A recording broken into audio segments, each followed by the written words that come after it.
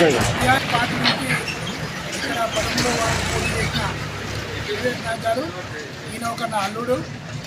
ఈయనకు గెలిపిస్తే నా యొక్క భక్తురాలు వినాయక కన్వెన్షన్లో కూడా ఈ వార్డు ప్రజలకు ఎవరన్నా పెళ్లి చేసుకుంటే 50% ఆఫ్.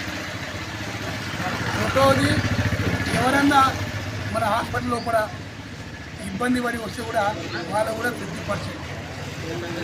మూడవది, నా యొక్క నర్సింగ్ కాలేజ్ ఉంది.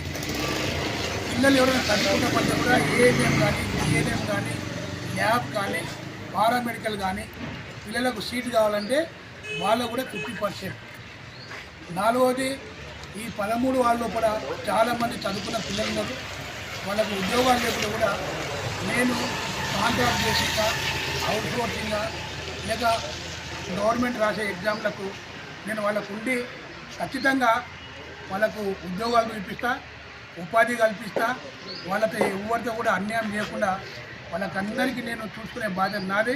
కాబట్టి దయచేసి ఈ 13వ వార్డు 1వ నంబరు కారు గుర్తుకు మరి 13వ వార్డు ప్రజలందరూ కూడా ఓటు వేసి గెలిపించాలని కోరుకుంటూ జై హింద్, జై తెలంగాణ.